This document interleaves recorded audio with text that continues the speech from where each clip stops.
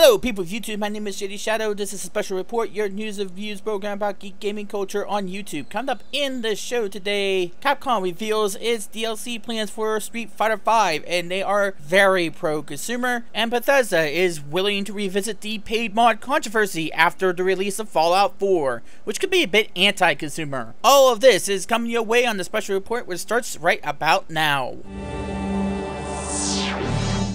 Well, at EVO 2015, Capcom had said that Street Fighter 5 would be the first and last edition of the upcoming sequel to the much beloved MMA franchise. They said that 12 returning characters and 4 completely new ones will be introduced for the day one crop of 16 fighters. However, anything other than that would be released as a free DLC upgrade.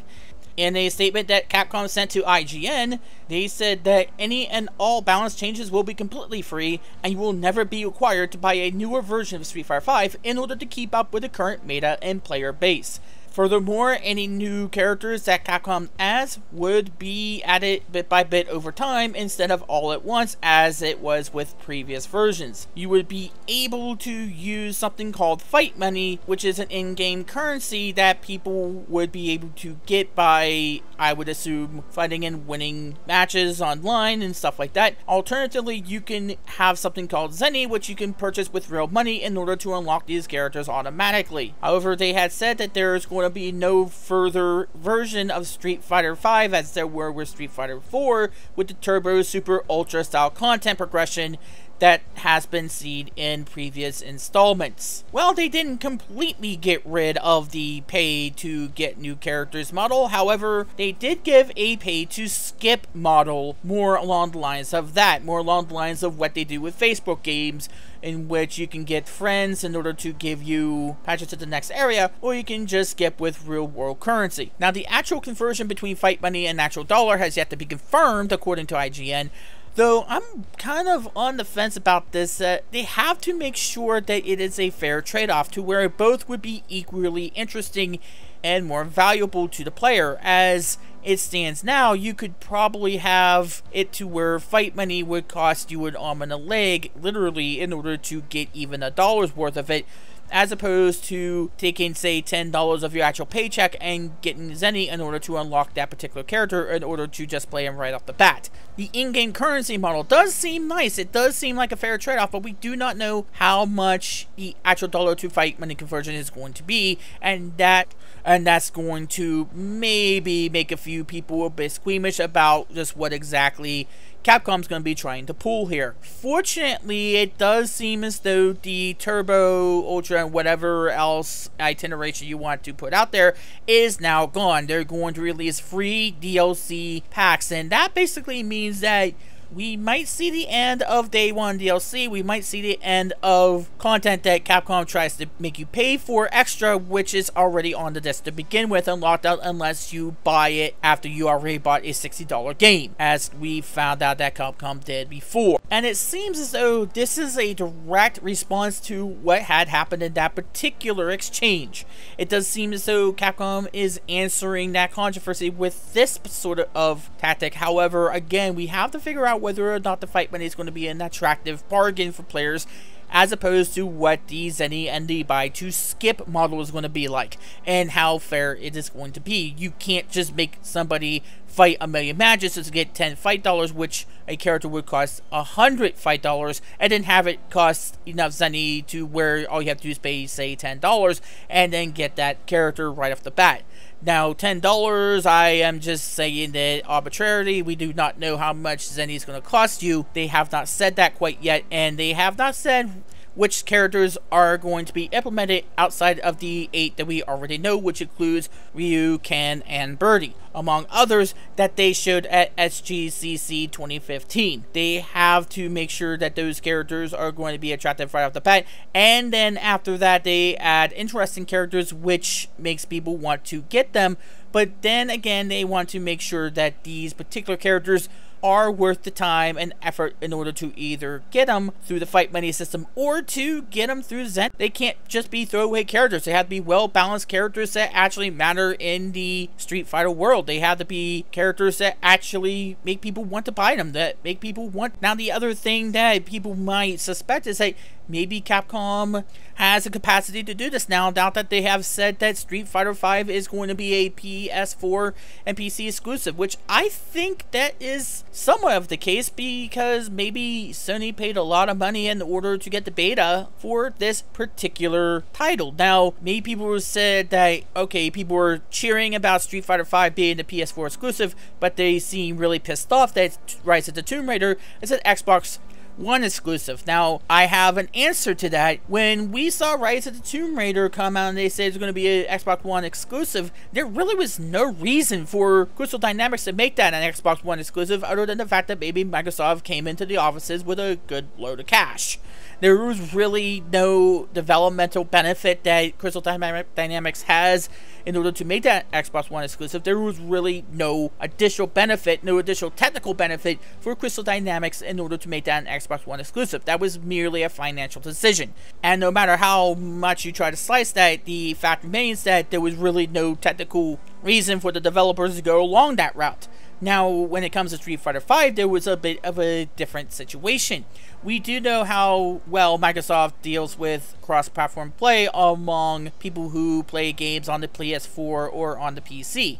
Microsoft doesn't really respond to it that well. Why do you think Final Fantasy XIV has yet to be released on the Xbox One? It is because Square Enix wanted a cross-platform play. PlayStation 4 players would be able to play with the players that are on the PC version and be side-by-side, seamless as if they were on one platform. Microsoft has not really responded that well, and that's why you see people like Square Enix and maybe even Valve, to where you yet to see a Steam platform or Steamworks be available on the Xbox 360. Now, Microsoft has gotten a bit better in this regard in recent years, but the fact remains that Microsoft doesn't particularly like the realms of cross-platform play. And because of that, Valve in 2011, you saw what eventually happened. Portal 2 came to the PlayStation 3, which was their very first PlayStation 3 game, and then things went good for Valve and for the PS3 after that. Sony became pretty good with Valve right after that whole thing went down. You could probably think that Street Fighter V is a similar situation. They really wanted that cross-platform play. They really wanted to implement that,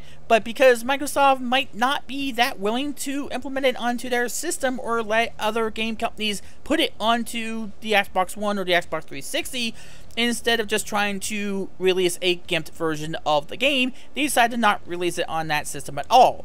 And that leaves the door open for Sony in order to come in with their pocketbooks and to essentially one-up a competition which really is still stagnant on their own draconian and archaic ways. I think this is more of Microsoft's fault more than it is on Sony. Now, does that make it right? Does that make it right that Capcom did that? Perhaps not. Maybe they could have released Street Fighter V in a more closed area of the Xbox Live Gold platform. However, again, we see that Microsoft needs to be a little bit more open about this. They need to welcome the idea of cross-platform play because they lose out on stuff like Street Fighter V if this happens. And they have yet to even address the situation. I believe that if they welcome cross-platform play, we would see Final Fantasy XIV on the Xbox One. We would see Street Fighter V on the Xbox One. We would see a whole lot of different games on the Xbox One which are currently not on there if Microsoft were to open the floodgates, so to speak, and to let cross-platform play become a thing on the Xbox One. They need to stop being so draconian, they need to stop being so selfish about their ways,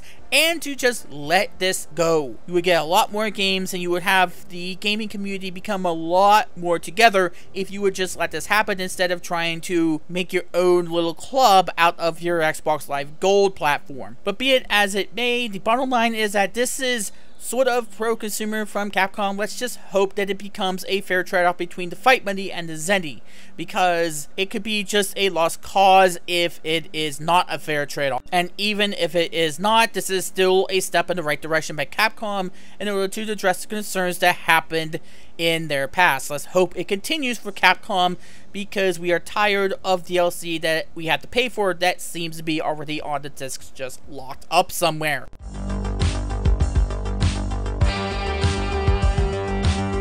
And finally, from one end of the coin to the other end of the coin, apparently Bethesda is not done talking about paid mods for Skyrim. In an interview with GameSpot, Bethesda executive Peter Hines revisited that controversy and discussed plans to give paid mods another shot. However, he has said that we'll have to wait until Bethesda ships Fallout 4, which is due November 15. As you remember, back in April, Bethesda tried this whole thing with paid mods. However, the split was a little bit weird. Bethesda took 45% of the revenue share, Valve took 30%, and then the modders had a 25% share of the cut. And that left a lot of people having some sour thoughts about the whole ordeal. Bethesda said at that point in time, quote, "Is this the right split? There are valid arguments for it being more, less, or the same. It is the current industry standard, having been successful in both paid and free games. After much consultation and research with Valve, we decided it is the best place to start." Eventually, though, Valve pulled the whole notion of paid mods, stating that we've done this because it's clear we didn't understand exactly what we were doing, which is... you could have said that again, Valve. But now Bethesda is seemingly wanting to try once again at this whole paid mod thing.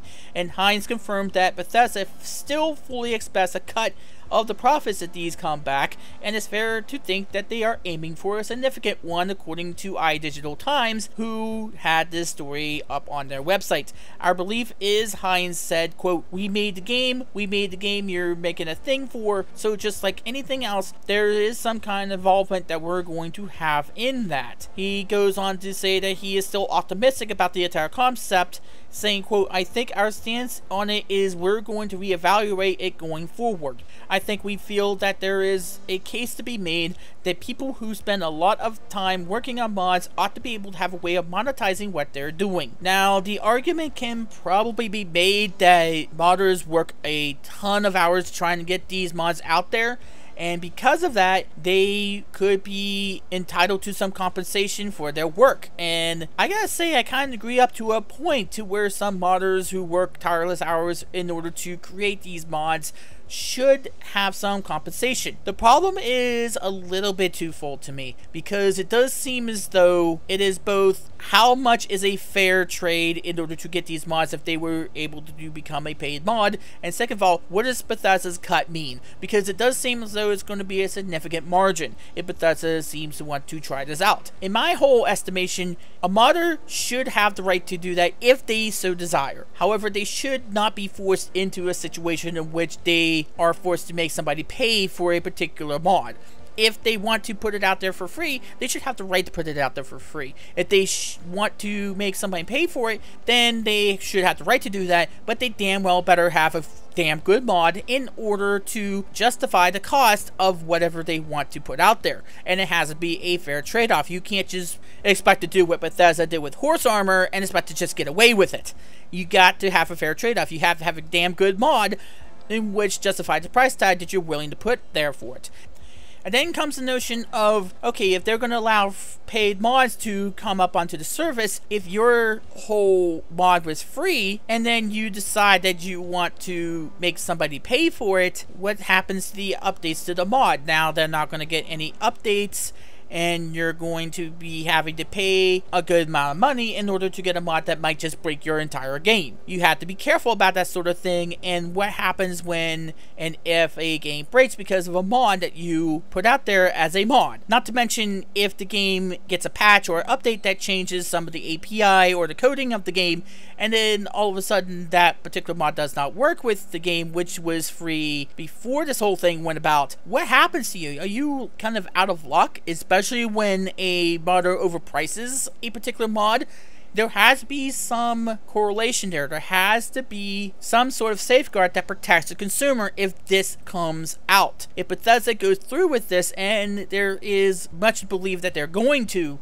you're going to need to protect the consumer. You're going to have to put the consumer's goodwill up front, as opposed to just letting modders charge whatever they damn well please for a piece of armor or whatever else you want to put on there, and then just scoot off into the sunset while somebody is left holding the bag. You have to be able to protect the people who are buying these mods in the first place, because if you don't, people are going to go elsewhere and they're going to say the same thing about this one. They're going to ridicule this just like they did when Valve tried to do this. And so far, I've only seen Bethesda even hint at the notion of wanting to roll out paid mods. I've yet to see any other developer, maybe I'm wrong, maybe I'm not following the news all that well, but I've yet to see any other video game developer or publisher go try this route. I have yet to see EA, I've yet to see Ubisoft or anybody else try this method. Bethesda seems to be the only ones who are wanting to go this route, to have the option of paid mods. Now, we don't know if Bethesda is going to force all modders to start charging for their modifications of the game, or if they're going to give modders that option. If they force modders to charge for their content, then that's going to be a little bit more of a hard sell in order to give to people, because then you go into the whole thing about Bethesda's cut, which they have not said the exact percentage of. Remember, Bethesda took 45% of the cut from paid mods, and that went right into their pockets. And they're saying that that was unfair. They got almost half of the profits from the paid mod system that Valve put into place, and they're saying that was unfair, and they're saying, oh, they're going to want a significant margin. What's more than 45% that you're saying that you want? Did you want the 30% that Valve was going to take as well? Are modders still going to just have 25% of the actual profit that's going to come from modification of your content? Is that what you're saying that you want? Maybe modders were getting the short end of the stick there. I'm hoping that's what they're saying, but it does seem so they really didn't say that this was unfair to the modders who were putting out content for the game. They were just saying of their own cut. So what is it, Bethesda? Are you just saying that you wanted more money? Or is this you caring about the modders' cut of the profits here? Because if it's the former, then you're going to run into the exact same issue, and it's going to be worse because they're going to see you as greedy, and rightfully so. You're saying that you are seeking a significant cut according to this article, and what you're saying here is that the 45% was unfair, yet you're saying that you want a significant cut. That seems as though you're saying that the cut was unfair to you, and not to the modders, who were only getting 20% of the profits. Valve was taking 30%. This leaves a lot of questions than answers here. And the fact they're even entertaining this whole notion again seems to be a bit telling of what Bethesda is trying to do with this. They're trying to use this as an additional form of income, other than just giving modders their fair share of compensation for their work.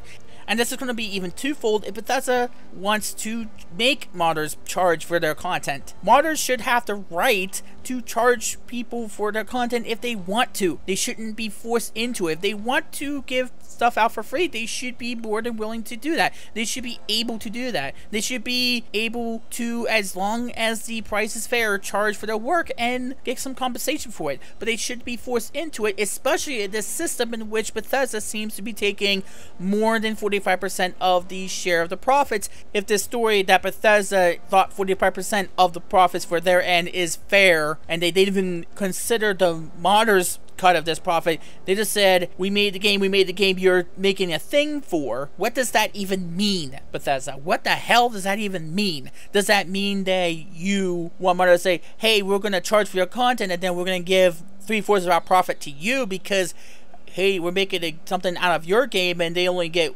1/4 of the profit? I mean, let's be quite honest. If this is going to be the case, and let's say Bethesda does take 70% of, say, a $10 mod, you're going to be looking at the modders only getting $2.50 out of a possible $10. And let's say 10 people buy that exact same mod, $100, and $75 of that are going to Bethesda. You're only going to get $25 if you're the mod in charge of that particular modification. So there's a lot of questions that need to be answered in this, and I do believe Bethesda needs to set the record straight on this, because it does seem as though Bethesda is not looking out for the modders in this situation. It's going to be a hard sell in the first place after the disastrous thing that happened with the Steam paid mods. But now Bethesda is taking a risk and even bringing this thing back up, but to then word it in such a way that makes it seem as though they don't give a rat's ass about what the modders get out of this whole thing, as long as they get more than what Valve was going to give them. And it doesn't help Bethesda at all to word something like this in a sort of anti-consumer way. And that's going to do it for this edition of the special report. Thank you once again for watching. My name is JD Shadow, and that just happened.